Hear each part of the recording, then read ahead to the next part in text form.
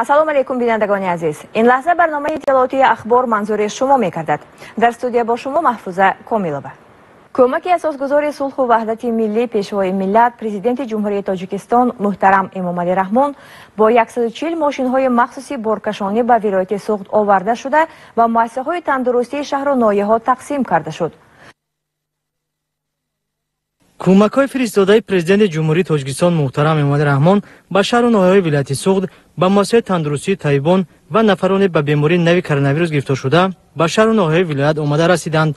корвони кӯмакҳои пешвои миллат муҳтарам эмомалӣ раҳмон тариқи 140 нақлиёти пурбор аз пойтахти мамлакат шаҳри душанбе ба шаҳри хуҷанд ворид гардид ва кулли сокинони вилояти суғд ин иқдоми неку инсондӯстонаи пешвои муаззами миллатро ҳамчун таваҷҷӯҳи дастгирии доимии роҳбари ғамхор бо хушнудӣ истиқбол намуданд. кӯмакҳои сарвари давлат аз маводи ғизоӣ орду равған, шакару биринҷ, дигар маводи озуқа иборат буда, маводи доруворӣ, либосу ниқоби тиббӣ, дастпӯшакҳо, асбобҳои муҳофизатӣ, дигар маҳлулҳои безараргардонӣ ба муассисаҳои тандурустии шаҳру ноҳияҳои вилояти суғд барои истифода дар рафти тавбати беморон ба солимии онҳо мусоидат мекунад.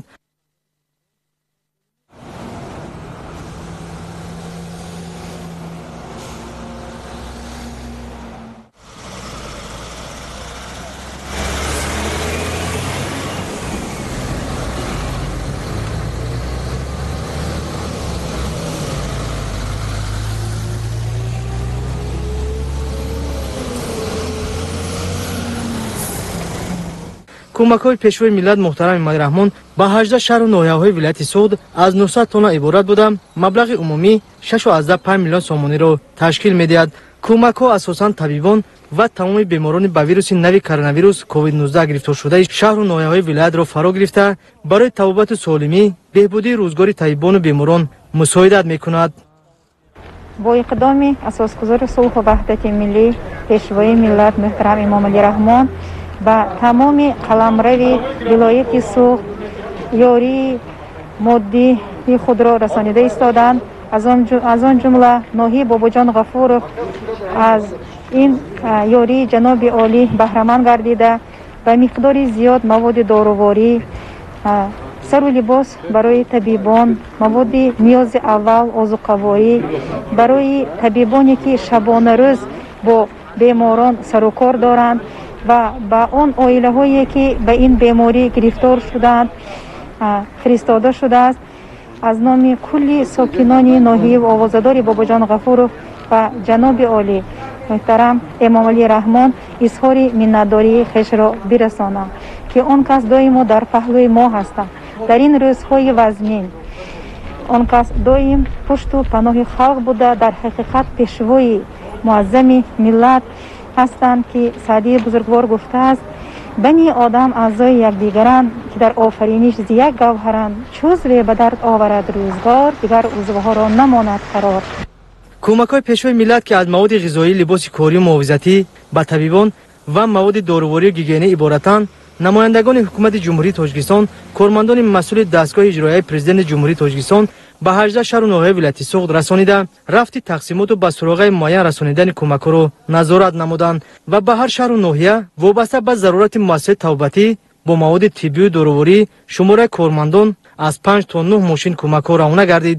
ба шаҳри хуҷанд 9 мошин, ноҳияи бобоҷон ғафуров 9 нақлиёт, шаҳри гулистон 6 мошин, шаҳри бӯстон 7 мошин ва ҳамин гуна ба шаҳрҳои Исфара, Истаравшан, Кӯни Бодом, Истиқлол, Панҷакен, ноҳияҳои Ашт, Спитамен, Ҷабор Расулов, Зафаробод, Деваштӣ, Шаҳристон, Мастчо кӯмакҳои пешвои миллат тариқи нақлиётҳо ба ин шаҳру ноҳияҳо дастрас намуданд. мо табибони ноҳияи Шаҳристон ки имрӯз дар тамоми дунё вабои аср ки коронавирус паҳн шудааст, тамоми кӯшу ғайрати худро ба харҷ дода саривақтӣ дарёфт кардан ва тавбат карданро тамоми асл дониши худро ба харҷ дода истодаем. мана имрӯз ки аз тарафи асосгузори сулҳу ваҳдати миллӣ пешвои миллатамон президенти кишвар муҳтарам эмомалӣ раҳмон ки барои аҳли кормандони ва беморон дастгириҳои карда шуда истодааст, аз номи тамоми кормандон ки миннатдории худро ба асосгузори сулҳу ваҳдати миллӣ пешвои миллатамон муҳтарам эмомалӣ раҳмон мерасонем. бояд қайд намуд ки дар натиҷаи таваҷҷӯҳ ва тадбирҳои доимии роҳбари давлат татбиқи лоиҳаҳо баҳри баланд бароштани сатҳи хизматрасонии тиббӣ ба аҳолӣ дар шаҳру ноҳияҳои вилояти суғд 36 беморхонаҳо ва дар 116 ҷамоати деҳот марказҳои саломатию бунгоҳҳои тиббӣ برای مانع طبابت ساکنان فعالیت دارند که اکثریت این مؤسسه طبابتی در سالهای صاحب استقلالی مملکت بنیاد و با تجهیزات ضروری طبی تامین کرده شدند و امروز با استفاده از شرایط موجوده پزشکان دارای دانش و تجربه از روی رسالت کسبی مهر و شفقت به کسب خویش در همه حالت همراه و همدم بیماران و در سالمی و سلامتی اهالی نقش دستان شفاکار خویش را می‌گذارند. با اساسگذاری صلح و وحدت جناب عالی منتداری کارمندان ساحه تندرستی شهر گلستان را می‌رسانیم. در این روزهای دشوار برای کارمندان طب ما را همه طرفه دستگیری نموده ایستادند. اینچنین صاحب کارانی محلی هم کمک خود را رسانیده ایستادند. ما کارمندان ساحه طب کوشش میکنیم در این روزها فعالیت خود را پرثمر نموده صافدلانه برای مردم خدمت میکنیم. تقسیمات کمک‌های پیشوای ملت محترم امامعلی رحمان به کارمندان ساحه تندرستی بیماران در هر شهر و ناحیه ولایت سوخت با اشتراک و نظارت نمایندگان حکومت جمهوری تاجیکستان صورت گرفت. دستگیری کمک‌های همیشگی پیشوای ملت محترم امامعلی رحمان و امروزه کمک‌ها به طبیبان بیماران آنها را به کار و فعالیت صداقتمندانه باز هم راهبر می‌نماید. واقعا هم پیشوای محبوب و معظم ملت در این روزهایی که برای سراسر عالم را وبای عصر یعنی بیماری سرایتی کرونا ویروس کووید 19 تهدید نموده ایستاده است، بهر پیشگیری و پنهشوی بیماری مذکور در جمهوری عزیزمان تمام تدبیرهای سودمند را روی کار گرفته ایستادند. جامعه بیماران و تمام مردم شرفمند شهر بوستان از این دستگیری و هدایت‌های پیشوای محبوب و معظم ملت اظهار سپاسمندی بیان می‌کند. ساکنان ولایت سوخت، طبیبان و کارمندان ساحه تندرستی ولایت این اقدام نیک و نجیب اساسگذار صلح و وحدت ملی پیشوای ملت محترم امامعلی رحمان را ادامه دستگیری‌های دائمی، توجه به بهبودی روزگار اهالی، بیماران و عموما ساکنان ولایت معنی داد نموده سپاس و منتداری به پایان خویش را اظهار نمودند. کمک اساسگذار صلح و وحدت ملی پیشوای ملت محترم امامعلی رحمان با مقصد دستگیری اقتصادی و اجتماعی کارمندان ساحه طب و نفرانی که به بیماری کووید 19 گرفتار شدند از پایتخت کشور به مؤسسه‌های طبی ناحیه دیوشتیج رسید. کاروان تحفه‌های پیشوای ملت را همگان چون نشان مهربانی رهبری مملکت استقبال گرفتند. مواد خوراکه و داروواری، نقاب‌ها، لباس محافظتی به کارمندان ساحه تندرستی دسترس گردید. کارتوشکا، پیاز، خرد، مکرون، گریچکا، برنج و روغن از محصولات اساسی کاروان بود که به شفاکاران تقسیم کرده شد. در یک وقت از جانب رئیس ولایت سوخت رجب احمدزاده نیز به طبیبان و کارمندان ساحه تندرستی ناحیه دیوشتیج 2 تن سبزی، 2 تن آرد، 500 کیلوگرم شکر و محلول‌های بی‌ضررگردانی دسترس کرده شد. تدبیرهای مذکور امکانیت می‌دهد که با کوشش و دست جمعی ما می‌توانیم این وبای عصر را غالب گردیم. همچنین با اشتراک معاونان و مدیران شعبه‌های مقامات محلی، طبیبان، سروران مؤسسه‌های طبابتی، کارمندان مرکزی نظارت دولتی سانیتری و اپیدمیولوژی، شعبه بی‌ضررگردانی و دیگر مسئولین ناحیه دیوشتیج ملاقات معاون سروزیر مملکت شیرین اسمت الله زاده برگزار گردید که در آن مسائل دایر به پیشگیری پنهشوی بیماری سرایتی کرونا ویروس بررسی شد. ضمن ملاقات معاون سروزیر مملکت شیرین اسمت الله زاده اظهار داشت که اساسگذار صلح و وحدت ملی پیشوای ملت محترم امامعلی رحمان خدمت طبیبان را همیشه قدر می‌کنند و روند طبابت و معالجه و پیشگیری خروج بیماری کرونا ویروس در کشور زیر نظارت سروری دولت قرار دارد. علاوه بر این مردم مملکت به قهرمانان یعنی وارثان سینا اعتماد و باوری کامل دارند و زحمت شبانه روزی دختران را قدر می‌کنند. طبیبان و مسئولین اظهار داشتند که امروز بیمارخانه‌های حدودی ناحیه دیوشتیج با مواد خوراکه، داروواری، کارجامه‌های محافظتی، نقاب و محلول‌های آنتیسپتیکی تامینند. بی‌ضررگردانی کوچه و خیابان، مؤسسه‌های تعلیمی و فرهنگی و کارخانه‌ها به طور دائمی به راه مانده شده است. معاون سروزیر مملکت شیرین اسمت الله زاده دایر به جانب نمودن کارهای فهماندهی، گشت‌وگذار خانه به خانه طبیبان اولیوی، توزیع و آزادگی محل زیست، زیر نظارت گرفتن نرخ‌ونمای دارووارها مسئولین را موظف نمود. گزارش مسانه مهدی زاده صاحب نظر ایگم نظر از ناحیه دیوشتیج.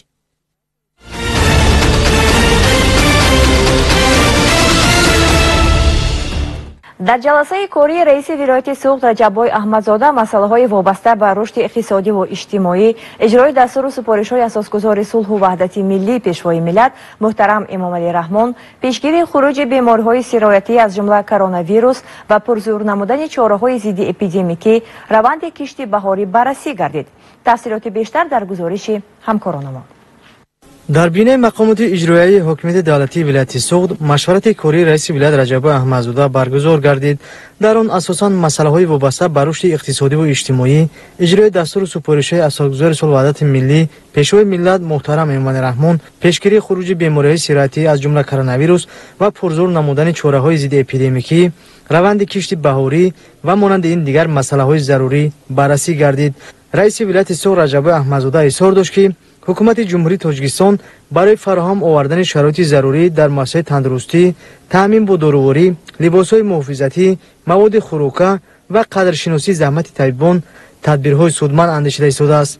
در مشورت کاری وابسته به نشاندهنده رشد ساحه صنعت و فعالیت کارخانه‌های صنعتی، معاون یکم رئیس ولایت خال حیدر گزارش داد. گفته شد که در کارخانه‌های صنعتی روند استحصالات زیر نظارت قرار دارد و برای بیشتر نمودن حجم استحصالات از امکانات موجوده استفاده کرده می شود. رئیس ولایت سپارش داد که تمام کارخانه‌های صنعتی فعالیت نمایند. رهبران کارخانه‌ها عهده دارند که برای تامین بی‌خطری و حفظ سلامتی کارگران در کارخانه‌ها شرایط مهیا نمایند. تشکیل ماشین خدمتی برای کشاندن کارگران، تامین کارگران با لباس‌های محافظتی، انجام کارهای بی‌ضررگردانی و تمیزکاری در حدود کارگاه از جمله وظیفه‌های رهبران کارخانه دانسته شد. رشد ساحه صنعت برای عملی شدن هدفهای نیک مساعدت میکند. از این خاطر فعالیت منتظم کارخانه‌های صنعتی براه مانده شود، دستور داد رئیس ولایت سوخت. در روند مشورت کاری در سمت فعالیت مؤسسه تندرستی، پیشگیری خروج بیماری کرونا ویروس و روند تبابت بیماران، گزارش معاون رئیس ولایت زینوره عظیمی شنیده شد. تاکید گردید که با دستگیری اساسگذار صلح و وحدت ملی پیشوای ملت محترم ایمان رحمان در همه مؤسسه تندرستی شرایط برای تشریح تبابت مهیا کرده شده. دارویی، تجهیزات طبی، لباس‌های محافظتی همه روزه وارد می‌گردد. رئیس ولایت ضرور شمرید که چاره‌های ضد اپیدمیکی در شهر و نواحی تقویت بخشیده شود. در 18 شهر و نواحی ولایت کارهای بی‌ضررگردانی منتظم براه مانده شود. کارمندان مرکزهای سلامتی و دکتران اولیوی فعالیت خود را باز هم جانک نموده در این روزها در بر مردم باشند. رئیس ولایت سپارش داد که در بین اهالی کارهای ترغیباتی وابسته به ایمن بودن از کرونا ویروس جانک کرده شده، بالوروی ارزش مال و محصولات به طور سنی پیشگیری کرده شود. بازارهای فروش مسائل ساختمانی فعالیت خود را چون روزهای قبلی بدون تغییرات براه مانند. مسئولین وظیفه‌دار گردیدند که در انشاط جشنی کارهای ساختمانی وسعت بخشیده شده صفت آن را نظارت نمایند. به مسئولین ساحه کشاورزی سپارش داده شد که نقشه کشت کارتوشکا پخته سری وقت اجرا گردد، یگان وجب زمین خالی نماند و زمین‌های نزد حولگی نیز عاقلانه استفاده برده شود. در محله‌های شهر خوجان و دیگر شهر و نواحی تشکیل گوشه دهقان برای فروش محصولات کشاورزی امر ضروری دانسته شد. دهقانان می‌توانند در این گوشه‌ها محصولاتشان را با نرخ دسترس پیشنهاد اهالی نمایند. در مشورت کاری دایر به دیگر مسائل مورد توجه به شخصان مسئول سپارش‌های مشخص داده شد.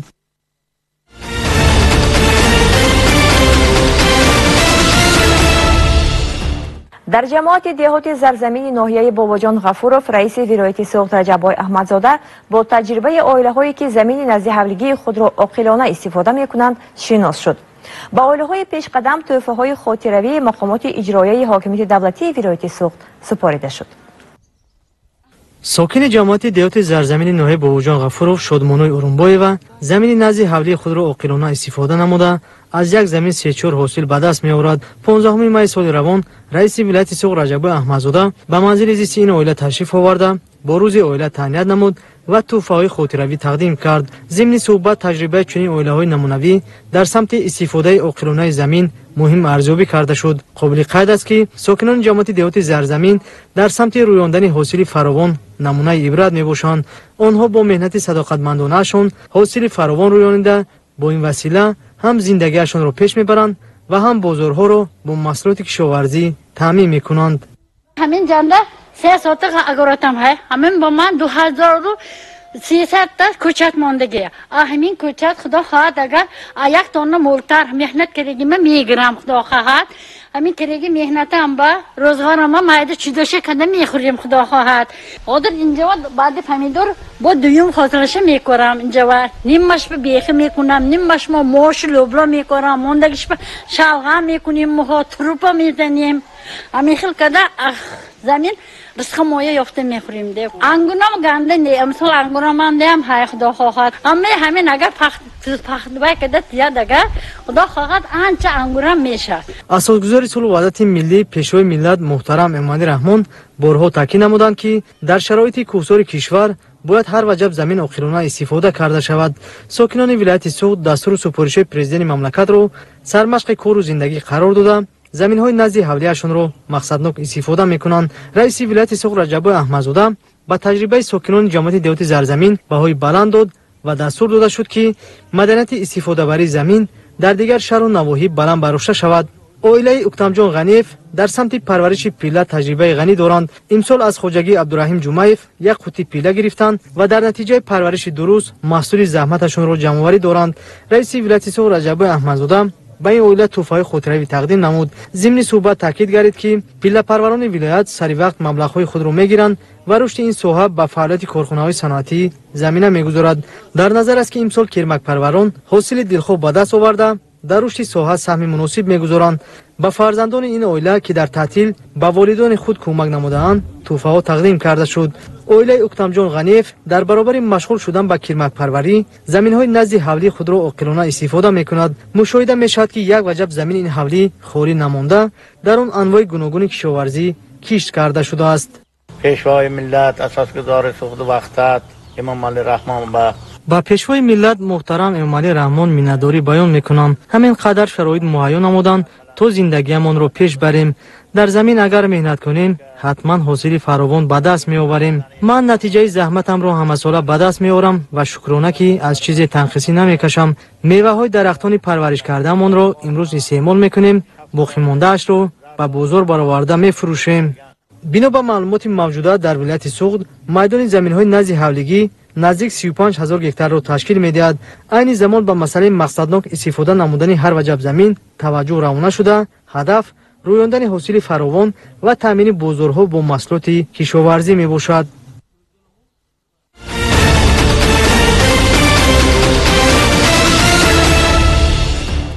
در دایره بازدید کاری رئیس ولایت سوخت رجب احمدزاده در شهر بوستان با کارمندان مرکز سلامتی ملاقات نمود. در این روز رهبر ولایت به منزل استقامتی خادم نمایان دولتی و جمعیتی جورا شاکرов تشریف آورده او را با 80 سالگیش تهنیت نمود. با مقصد آگاهی پیدا نمودن از فعالیت مؤسسه تندرستی و جریان کارها در سمت پیشگیری بیماری سیرویتی کرونا ویروس سنه 16 می رئیس ولایت سوخت رجب احمدزاده در دایره بازدید کاری به شهر بوستان از مرکز سلامتی این شهر بازدید به عمل آورده با طبیبان مرکز ملاقات نمود. نخست رهبر ولایت اوید به دستگیری دولتی سایه تندرستی از جانب اساسگزار صلح و وحدت ملی پیشوای ملت پرزیدنت جمهوری تاجیکستان محترم امامعلی رحمان و روانه گردیدن توجه خاصه جهت مهیا نمودن شرایط مساعد برای فعالیت طبیبان یادآور شد. تاکید گردید که رشد سایه تندرستی در محور سیاست حکومت جمهوری تاجیکستان قرار داشته. امروزها فعالیت شایسته هر یک طبیب همه‌جانبه مورد قدرشناسی قرار دارد. گفته شد که در شرایط خروج بیماری سیرویتی کرونا ویروس ضرور است طبیبان ما بیش از پیش رسالت کسبی خویش را موفقانه به انجام رسانیده جهت پیشگیری اوج گرفتن بیماری بین اهالی کارهای ترغیباتی را وسعت بخشیده مردم را بهره رعایت قاعده‌های گیگینی و توصیه طبیبان راهنمایی کنند. برای خود محافظتی زیر نظارت قطعی قرار دادن روند رابطه با مردم، تشکیل مرکز دائمی مشورت آنلاین ها، تامین نمودن با لوازمات طبی، کارجامه، موادهای آنتیسپتیکی و نقاب‌های طبی، تامین نمودن با نقلیات مخصوص برای فعالیت طبیبان اولوی که در زمینه قرارهای ستاد دائمی عمل کننده جمهوری و ولایتی اوید به پیشگیری پنجشنبه بیماری سیرویتی نوی کرونا ویروس برمیآید با مسئولین دستور سپارش مشخص داده شد. از جانب رهبر ولایت به مرکز سلامتی شهر بوستان به مقدار ضروری کارجامه، مواد آنتیسپتیکی و نقاب‌های طبی تقدیم کرده شد. عموما 18 منطقه داریم. در 18 منطقه با 2 منطقه با شهر کیپالاس 18 منطقه عموما دکترها ما 35 نفر دکتر و 71 نفر همشیرهای طبی میانه روانه کردیم به گشتگذار خانه. باشه گشتگذار خانه پروژه کردیم اوید سریع وقت پیشگیری کرده دریافت کردن بیماران و پیشگیری و توابط در خود خانه ها سرکردگی و در خود خانه ها توابط گرفته صحت یافتگی هم خیلی بسیار است. مردم باید این چیزا نترسند وهم و وایم تحقیق کنند نروند به ضرورت از خانه ها نبرند وقتی که با ضرورت از خانه میبرن مثلا آیدی مثلا خریداری کردن بازار هم برن از نقاب ها استفاده برن از دستپوشک ها استفاده برن فاصله بینی مثلا فروشنده خریدار باید البته شده نکنه البته رعایت این قاعده ها من خیال میکنم برای محدود کردن یا محو کردن همین بیماری سرایتی آینده میرساند.